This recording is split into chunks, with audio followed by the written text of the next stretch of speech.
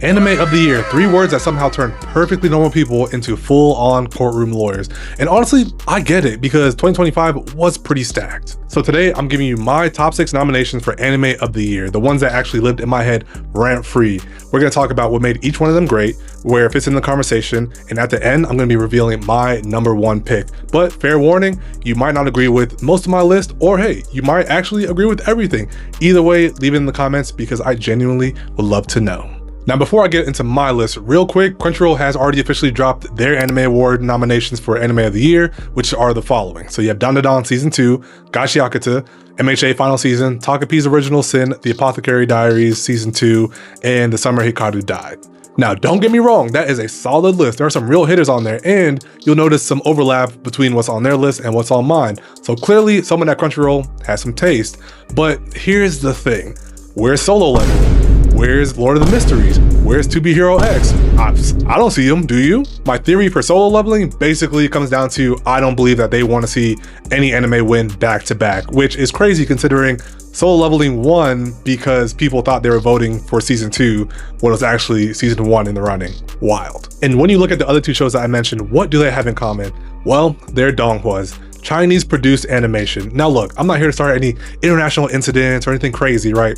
But it's worth saying out loud. The Anime Awards have a very specific definition of what counts as anime, and it generally means Japanese produced animation, which also means entire genres of incredible storytelling just don't exist in that conversation, even when the quality is absolutely there. But my list doesn't have any such restrictions. If the show is great, it's on the list, simple as that. But all right, let's go ahead and jump into number 6. At number 6, we have Lord of Mysteries. Now, okay, if you haven't heard of this one, I need you to fix that immediately. This is a Donghua adaptation of one of the most beloved web novels in Chinese fiction, and it shows. The world building in the show is dense. We're talking Victorian era settings with Lovecraftian horror, mystery, occult systems, secret societies. It's like someone asked, what if a detective novel was also a cosmic horror story, and then chose to animate it beautifully. The protagonist, Klein Morietti, is just a guy trying to survive in a world of things that absolutely should not exist. And watching him try to figure out the rules of this world while also not trying to lose his mind,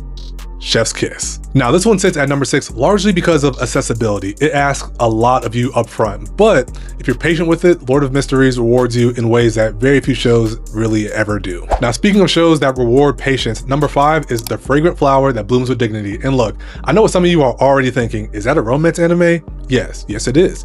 Are you really putting a romance anime on an Anime of the Year list? Yes I am. But hey, it's okay, take a breath. I'll talk you through it. This show is genuinely disarming. It's a story of 2 kids from rival schools, one a tough looking guy, one a refined, elegant girl, who essentially fall into this slow, sweet, completely earnest romance. And what makes it special is that it never tries to be anything that it's not. There's no drama manufactured for the sake of it. There's no misunderstandings that go on for 4 episodes too long. It's just 2 people who genuinely like each other, figuring out how to say that. And if we're being honest, it's so nice getting a real representation of what healthy communication actually looks like. And in a year of heavy hitters, this show was what I used to essentially take my foot off the gas, to take a deep breath and just relax. And sometimes that's exactly what you need. But now we're getting into those heavy hitters. And at number 4, we have Gachiakuta. And yes, this is one of the shows that line up with Crunchyroll's nominations. And frankly, that's because this show earned it. The people at the bottom of society literally live in a pit of waste. Now, the art direction alone is worth talking about. It's grimy and kinetic, and it uses its setting to say real things about class, survival, and identity. The main character, Ruto, has one of the best slow burn character arcs of the year. He starts off feeling like pure rage in human form, and by the end of the season, you understand every single reason of why that is. Gachiakuta is the kind of action anime that has something to say, and it does it in such a unique and individualistic way. All right, top 3, things are about to get spicy. Solo Leveling Season 2, the show that Crunchyroll apparently forgot existed, but it's all good because we didn't forget.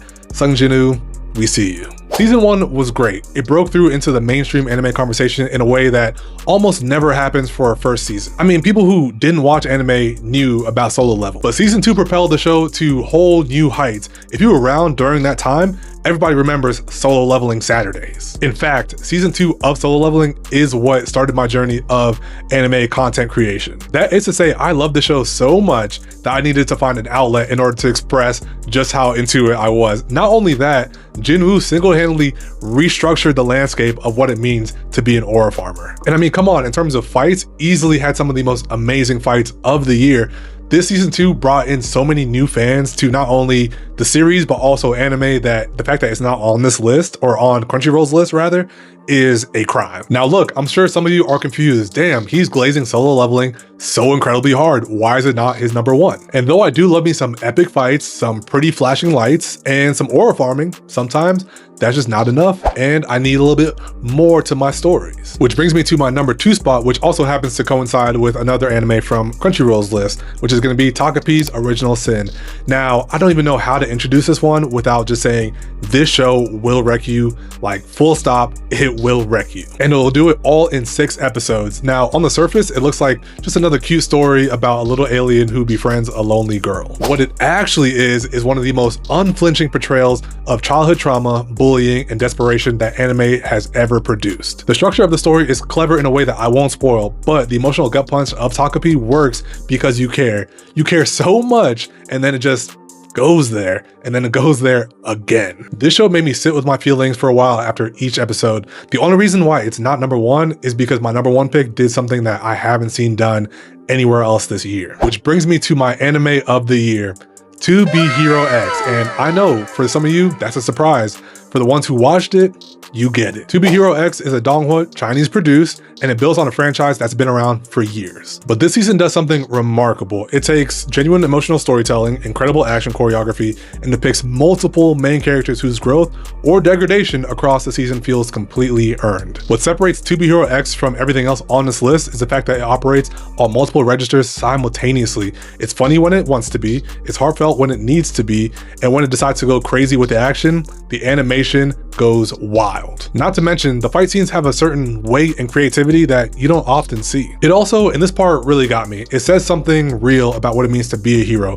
Not in a preachy way, in a way that kind of sneaks up on you. One moment you're laughing, then you're invested, and then you're suddenly emotionally compromised, and you're not entirely sure when it happened. And that's the thing, the best anime makes you feel something that you didn't expect to feel. And To Be Hero X did that for me more than anything else this year. And yes, it is a Donghua, and yes, it won't be on Crunchyroll's list, but quality is quality, and this is my pick for anime of the year. But yeah, that's my top 6 nominations with ultimately my anime of the year. But now I want to hear from you. Do you agree with my list? Is there something that I completely slept on? Are you personally offended that I didn't put something higher? Good, either way, tell me about it in the comments. And if you think Donghua deserves more recognition in these conversations, then like the video and subscribe, because if places like Crunchyroll aren't willing to give these shows their flowers, then fine, I'll do it myself. I'll see y'all in the next one. Peace.